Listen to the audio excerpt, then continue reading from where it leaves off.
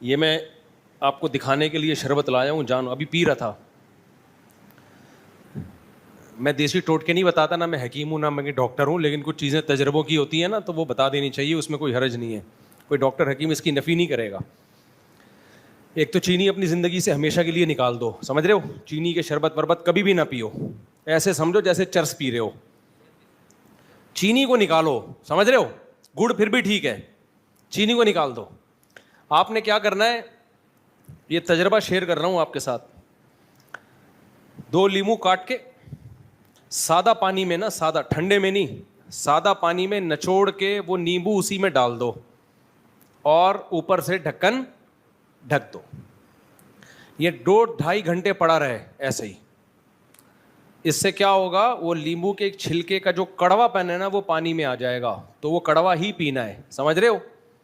تو وہ کڑوا جب پانی میں آ گیا، ابھی میں نے کیا کیا تھا، جمعے کے بیان سے پہلے 2 لیمو کاٹ کے اس پانی میں ڈال دیے تھے، سادہ پانی میں، ٹھنڈا نہیں تھا یہ. جب آپ نے وہ ڈال دیا پانی میں تو کڑوا پن آ جائے گا 2-2.5 گھنٹے میں، آپ کو لگے گا کریلے کی طرح کڑوا. اس میں آپ نے کیا کر دیا، شہد ملا دیا اور پھر برف ملا دیا، ٹھنڈا ٹھاٹ پی لو، مزہ نہ آئے پیسے واپس. سمجھتے ہو؟ لیمو کے چھلکے میں جو وائٹامن سی ہے نا اس کی بہت ساری قسمیں ہوتی ہیں جو رس میں نہیں ہوتی، تو وہ رس کے ساتھ چھلکا بہت مفید ہے. اس سے آپ اتنے فریش ہو جاؤ گے نا، اتنی جسم میں طاقت ملے گی آپ کو، اور بھی 20 باڈی کے مسائل اس سے حل ہوتے ہیں.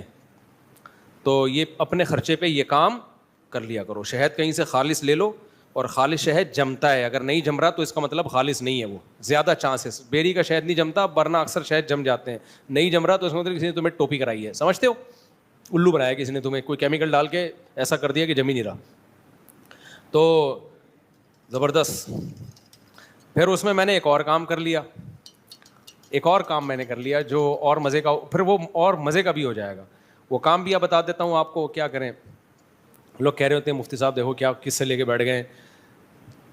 آپ نے کیا کیا، گرمیوں میں نا جب زیادہ پسینہ نکل رہا ہو تو وہ یہ اس کے لیے آپ نے تھوڑا سا کالا نمک لیا. مجھے خود بتاتے ہوئے ہنسی آ رہی ہوتی ہے یہ باتیں کہ یار یہ کام ہمارا کیا اور کس چکر میں لگ گئے ہم، لیکن فائدہ والی چیز پارسل کر دینی چاہیے.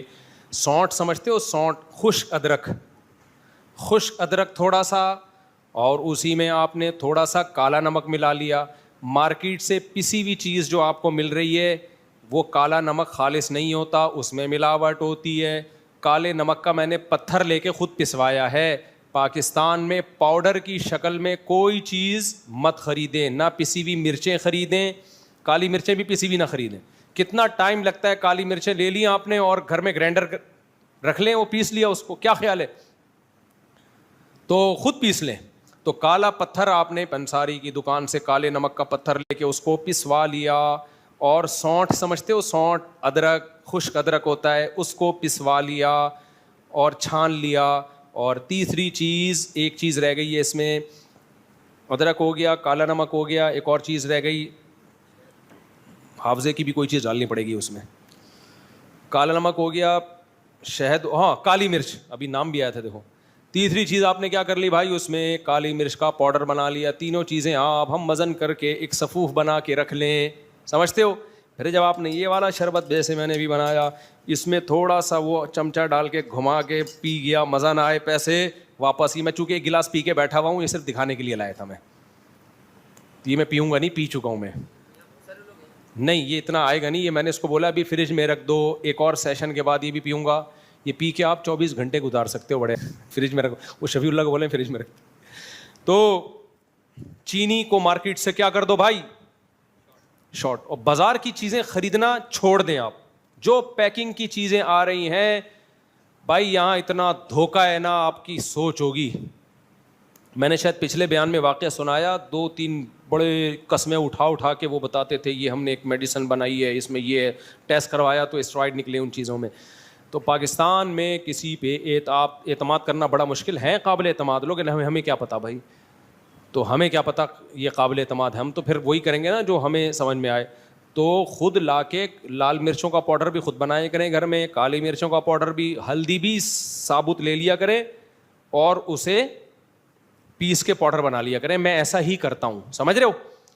پسی ہوئی ہلدی جب آپ لیں گے تو اس میں کچھ ہلدی ہوگی, کچھ تو یہ ان چیزوں کی نگرانی حکومتیں کرتی ہیں. سعودی عرب میں بہت سخت نگرانی ہے, بہت سخت نگرانی ہے. دبئی یو اے ای میں بہت سخت نگرانی ہے. یورپ میں بہت سخت نگرانی ہے. ذرا سا کھانے پینے میں وہ کہتے ہیں بال نظر آ گیا نا ہوٹل بند ہو جائے گا کہ بال گیا کیسے اندر, چھپکلی تو بہت دور کی بات ہے. اور ان کے ہاں ہوٹلوں میں جو ایس او پیز ہے نا, ایس او پیز, اس میں یہ ہے کہ جو ہوٹلوں میں کام کرنے والے ڈیلی نہائیں گے. یہ چیک ہوتا ہے کہ نہ کم بخت نہایا ہے کہ نہیں, تیرے سے ریکسونا اور لکس کی خوشبو آ رہی ہے کہ نہیں آ رہی ہے. اب وہ مجھے نہیں پتا کیسے چیک کرتے ہیں, لیکن چیکنگ ہوتی ہے. ہمارے ہاں جو کچن میں کھانا پکانے والا ہے اس کی مرضی ہے کہ وہ نہائے یا بولو نہیں نہائے, اس کی مرضی. ہو سکتا ہے وہ 1 سال سے نا اس کا, میرا جسم میری مرضی, ٹھیک ہے نا.